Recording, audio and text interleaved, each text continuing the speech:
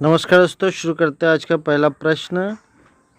उष्णकटिबंधीय चक्रवातों को किस पैमाने की सहायता से मापा जाता है? The tropical cyclones are measured with the help of which scale? A में है मर्केली स्केल, बी में रिक्टर स्केल, सी में सिस्मिक स्केल, डी में सफायर सिम्पसन स्केल। इसका राइट आंसर होगा डी, सफायर सिम्पसन स्केल।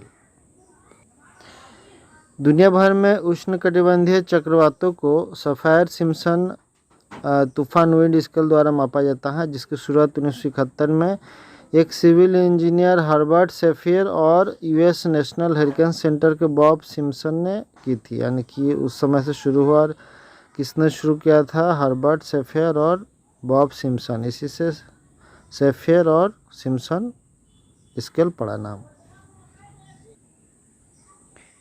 अगला प्रश्न है, पलक्कड़ गैप निम्नलिखित में से किस राज्य को जोड़ता है? किन दो राज्यों को जोड़ता है?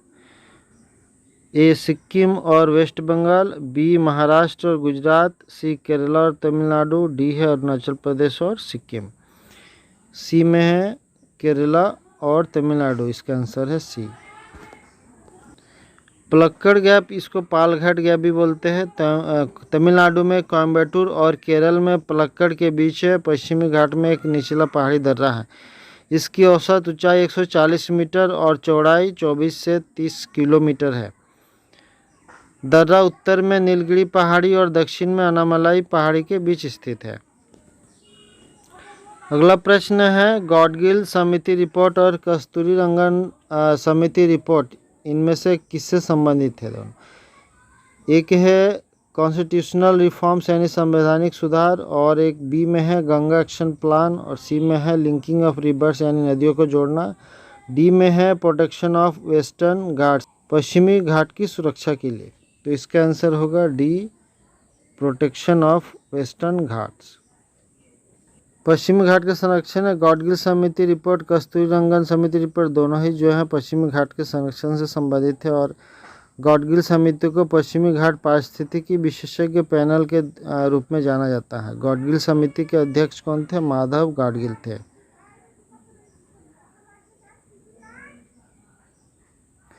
कस्तूरीरंगन समिति के प्रमुख कस्तूरीरंगन थे और इसका गठन अगस्त 2012 में किया गया था। कस्तूरीरंगन समिति ने खनन, उत्खनन और खनन नए प्रदूषणकारी उद्योगों पर प्रतिबंध लगाने की सिफारिश की थी। अगला प्रश्न है, केंद्र शासित प्रदेश दादरा और नगर हवेली भारत के निम्नलिखित में से किस राज्य के बीच है? एक में है ए में है आंध्र प्रदेश और मध्य प्रदेश, बी में है गुजरात और मध्य प्रदेश, सी में मध्य प्रदेश और महाराष्ट्र, डी में है गुजरात और महाराष्ट्र। इसका आंसर होगा गुजरात और महाराष्ट्र, डी। अगला प्रश्न है, निम्नलिखित में से किस व्यक्ति ने 1984 में जावा प्रोग्रामिंग भाषा बनाई थी? A Bill Joy, B James Gosling, और सी में है निकोलस वर्थ, और डी में है एंडर्स हेजल्सबर्ग। इसका आंसर होगा बी, जेम्स गॉसलिन। अगला प्रश्न है, जंक ईमेल को और क्या बोला जाता है? ए स्पूफ, बी स्पैम, सी स्पूल, डी स्नाइफर स्क्रिप्ट। इसका आंसर होगा बी, स्पैम, जंक ईमेल। अगला प्रश्न है, निम्नलिखित में से कौन सा राष्ट्रीय राजमार्ग फराक्का बैराज को पार करता है? ए NH31, बी NH32, सी NH33, डी NH12। इसका आंसर होगा डी, NH12। तो NH12 कहाँ से कहाँ तक चलती है? इसका आंसर होगा डालखोला से बखाली तक, बकखाली। और ये राष्ट्रीय राजमार्ग जो है NH12 है, वो पहले NH34 के नाम से जाना जाता है और ये पूरी तरह से पश्चिम बंगाल में है। अगला प्रश्न है, किस प्रकार का मच्छर वायरस से संक्रमित होने पर डेंगू बुखार फैलने का मुख्य कारण बनता है?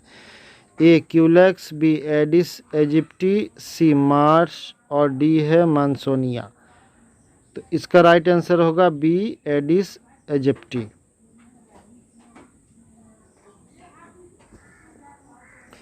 एडिस इजिप्टी जो है एक छोटा टाइगर मच्छर है जो डेंगू, जीका, चिकनगुनिया, पीला बुखार इससे फैलता है। जोहा चावल जो हाल ही में खबरों में था वो किस केंद्र शासित प्रदेश से संबंधित है? A Paschim Bangal, B Assam, C Odisha, D Bihar. इसका आंसर होगा B Assam. Institute of advance study in science and technology के जो वैज्ञानिक है पूर्वोत्तर क्षेत्र में, भारत के पूर्वोत्तर क्षेत्र में असम में विशेषकर और सुगंधित चावल जोहा चावल, इसको जो है न्यूट्रास्यूटिकल गुणों पर शोध किया और पाया कि जोहा चावल रक्त शर्करा के स्तर को कम करने और मधुमेह की शुरुआत को रोकने में प्रभावी है।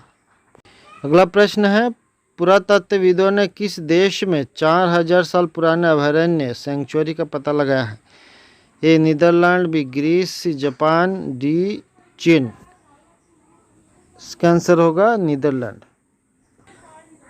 पुरातत्वविदों ने मध्य नीदरलैंड में 4000 साल पुराने एक अभयारण्य का पता लगाया है। माना जाता है कि उसका उद्देश्य स्टोनहेंज के समान था, आकार में कम से कम 3 फुटबॉल मैदान के बराबर ही है।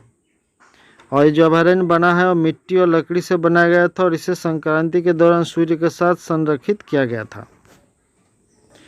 अगला प्रश्न है, हेलियोपोलिस मेमोरियल जो खबरों में देखा गया था किस देश में स्थित है? ए जापान, बी अमेरिका, सी मिस्र, डी जर्मनी।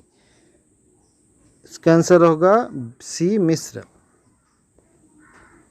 फ्रेंड्स, हाल ही में हमारे प्रधानमंत्री जी गए थे मिस्र, कई देशों के यात्रा किए थे और मिस्र और फिलिस्तीन में प्रथम विश्व युद्ध में लड़ने वाले लगभग 4000 भारतीय सैनिकों की स्मृति का सम्मान करने के लिए मिस्र के काहिरा में हेलियोपोलिस युद्ध कब्रिस्तान यानी युद्ध स्मारक बनाया गया है, वहाँ पे मोदी जी गए थे। विशाल अफ्रीकी भूमि घोंघा एक आक्रामक प्रजाति है जिसे हाल ही में किस देश में खोजा गया है? A America, B Australia, C UK, D Bharat. इसका आंसर होगा ए अमेरिका, ये अमेरिका में खोजा गया है।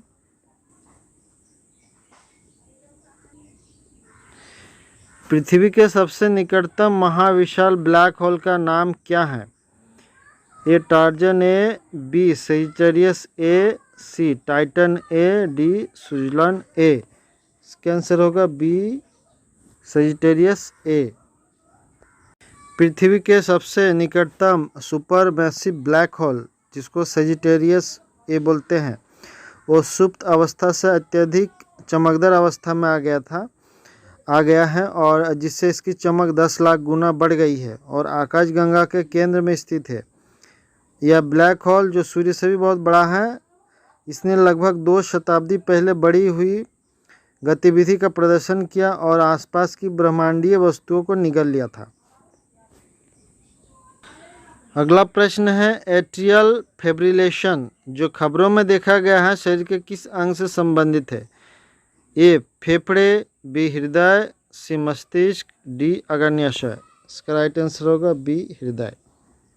अभी हाल के एक शोध से पता चला है कि इसे यूके के लगभग 45 में से एक व्यक्ति को एट्रियल फिब्रिलेशन है, ये एक तरह का हृदय गति है और इससे स्ट्रोक होने की संभावना बढ़ जाती है।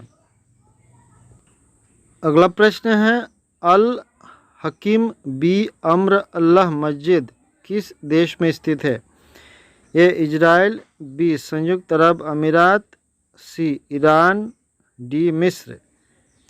इसका राइट आंसर होगा डी मिस्र। प्रधानमंत्री नरेंद्र मोदी जी मिस्र के काहिरा में स्थित अल हकीम बी अम्र अल्लाह मस्जिद का दौरा किए थे अभी जब हाल ही में जब गए थे मिस्र, उस समय का बात है ये। और इसका नाम 16वें फातिमीद खलीफा अल हकीम बी अम्र अल्लाह के नाम पर रखा गया है। कौन सी प्रजाति डोमिक एसिड पैदा करती है जो छोटे समुद्री जीवों के लिए हानिकारक है? ये डॉल्फिन, बी शार्क, सी शैवाल, डी कवक। इसका आंसर होगा सी शैवाल।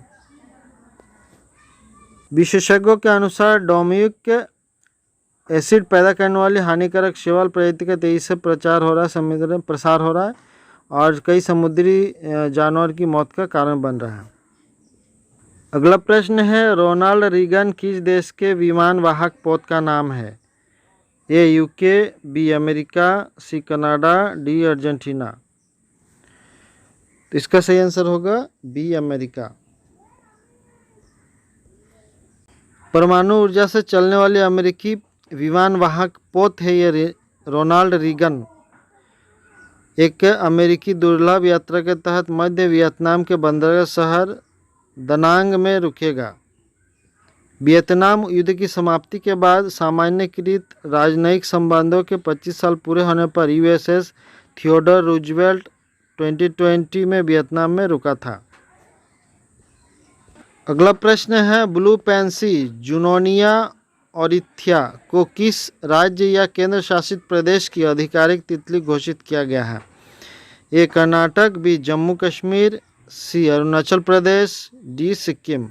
इसका आंसर होगा बी जम्मू और कश्मीर।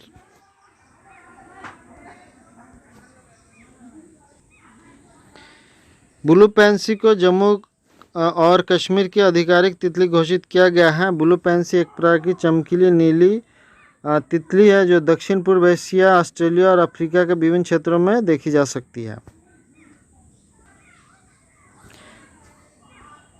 अगला प्रश्न है, मिस्र ने हाल ही में किस शख्सियत को ऑर्डर ऑफ द नाइल सम्मान प्रदान किया है? ए रतन टाटा, बी नरेंद्र मोदी, सी द्रौपदी मुर्मू, डी राजनाथ सिंह। इसका आंसर होगा बी नरेंद्र मोदी। हमारे प्रधानमंत्री जी जो मोदी जी हैं हाल ही में ऑर्डर ऑफ द नाइल पुरस्कार से सम्मानित किया गया है और ये मिस्र का सर्वोच्च नागरिक पुरस्कार है। 13वां ऐसा सर्वोच्च राजकीय सम्मान है जो दुनिया भर के देशों ने भारतीय प्रधानमंत्री नरेंद्र मोदी जी को प्रदान किया है। तो फ्रेंड्स, आज इतना ही। जल्द मिलते हैं एक नए वीडियो के साथ। अगर पहली बार देख रहे हैं तो सब्सक्राइब जरूर कर लीजिएगा और केबीसी का तैयारी हमारे साथ करते रहिए और अपने दोस्तों में शेयर जरूर कर दीजिएगा। इसी के साथ लाइक भी कर दीजिए। नमस्कार।